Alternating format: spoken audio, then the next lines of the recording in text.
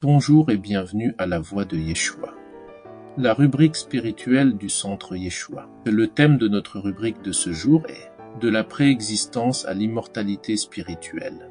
Ce thème est extrait du Logion 19 de l'Évangile de Thomas, où Yeshua a dit « Bienheureux celui qui était déjà avant d'exister.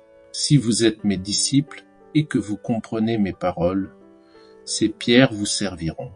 Il existe 5 arbres dans le paradis et ils ne changent ni en été ni en hiver, non plus que leurs feuilles ne tombent.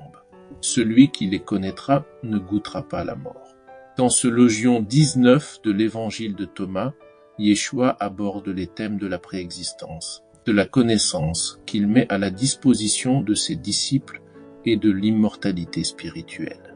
Afin de mieux comprendre ce passage, nous allons procéder à une explication détaillée de ces différents segments.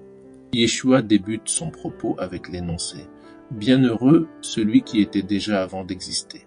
Dans ce segment, Yeshua fait une distinction entre l'existence terrestre et l'être véritable. Pour lui, exister fait référence à la naissance physique dans le monde matériel et temporel, la chair, alors que était déjà fait référence à l'être spirituel et éternel de la personne, l'étincelle divine, l'âme ou l'identité spirituelle qui préexiste à l'incarnation. Par la suite, il révèle que le véritable bonheur n'a rien à voir avec tout ce qui est en relation avec la chair ou le monde matériel. À cet effet, Yeshua demande « Et que sert-il à un homme de gagner tout le monde s'il perd son âme ?» Évangile de Marc 8, 36. Pour Yeshua, le véritable bonheur ou la béatitude est donné à celui qui reconnaît et se souvient de son origine divine avant d'être prisonnier du corps et de l'illusion du monde. À celui qui reconnaît et comprend qu'il est un fils du royaume de Yahweh, une lumière issue de la lumière éternelle. À celui qui a réussi à percer le voile de l'oubli et à se reconnecter à Yahweh, son origine divine est préexistante pendant qu'il est encore en vie sur terre. Ainsi pour Yeshua, le véritable bonheur ne peut être conçu ni envisagé loin ni hors de Yahweh. Il est conditionné par ce retour à Yahweh, notre origine spirituelle. C'est dans le même sens que Yeshua dira encore « Ne vous amassez pas des trésors sur la terre, où la teigne et la rouille détruisent, et où les voleurs percent et dérobent, mais amassez-vous des trésors dans le ciel. » Matthieu 6, 19-20. Dans le deuxième énoncé, « Si vous êtes mes disciples et que vous comprenez mes paroles, ces pierres vous serviront. » Yeshua établit une conséquence pratique à la compréhension spirituelle. Il enseigne que comprendre ces paroles ne s'agit pas de simplement écouter ou mémoriser, mais d'atteindre l'entendement spirituel profond et de maîtriser les clés ou les principes spirituels qu'il révèle. Le véritable disciple de Yeshua est donc celui qui comprend son message et ses principes et les met en pratique au quotidien. Dans ce segment, les pierres symbolisent la matière ou l'obstacle. Elles représentent la réalité physique et corporelle ou les difficultés du monde.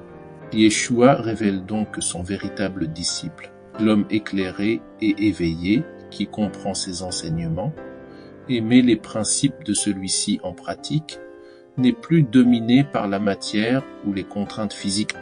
Du fait qu'il est aligné avec Yahweh, son essence spirituelle, sa préexistence, la connaissance que lui confèrent les principes de Yeshua, lui donne le pouvoir sur la matière et le monde physique.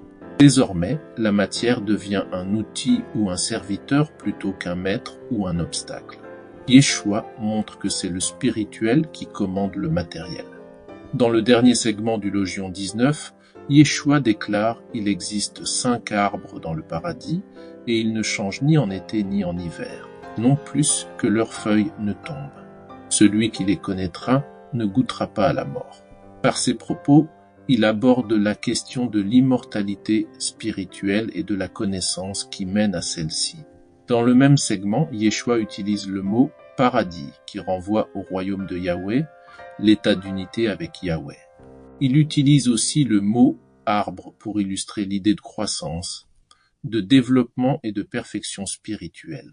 Les arbres dont parle Yeshua sont caractérisés par leur constance car ils ne sont affectés ni par le temps ni par les cycles terrestres.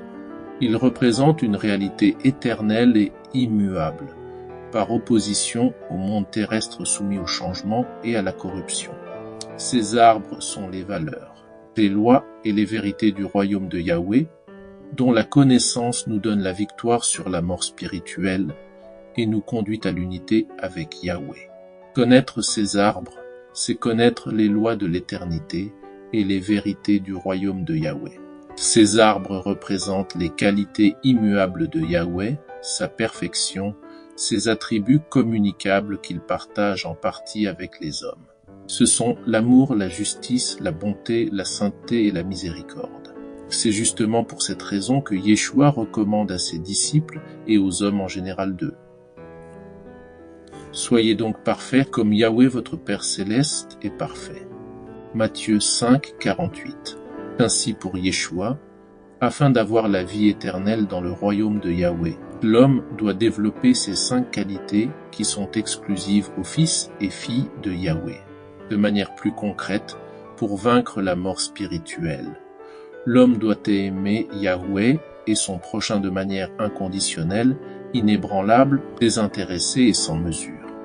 Vivre et agir de manière juste, avoir une conduite qui plaît à Yahweh, car elle est calquée sur sa volonté, ses préceptes et ses commandements. Être bienveillant envers son prochain. Avoir un cœur pur et mener une vie séparée et distincte du péché. Et enfin, être compatissant et toujours prêt à pardonner aux autres. Pour développer par exemple la qualité de l'amour, l'homme doit être prêt à se sacrifier pour le bien et le bonheur des autres, partager la détresse de l'autre et l'aider à porter son fardeau, accueillir les autres, même les étrangers, sans distinction, vouloir le bien de l'autre, donner, consoler, être attentif au plus précieux, aimer ses ennemis, car l'amour de Yahweh va au-delà des affinités naturelles et inclut même l'amour et la prière pour ceux qui nous font du mal. Avoir le mal en horreur et s'attacher fortement au bien, en ayant une charité sans hypocrisie.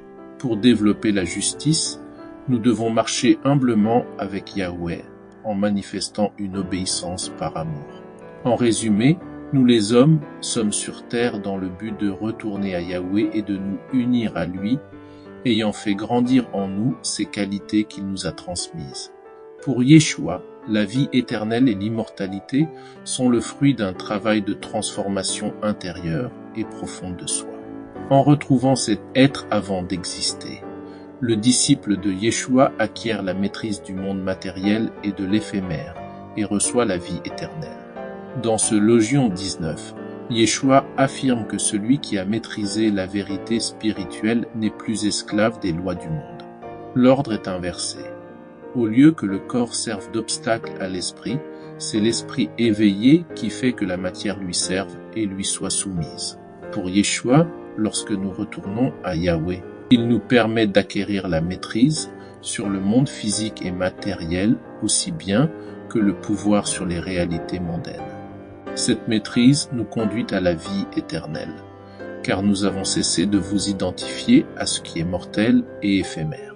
Merci d'avoir écouté cette rubrique. Merci de la partager avec vos proches et de vous abonner à notre chaîne.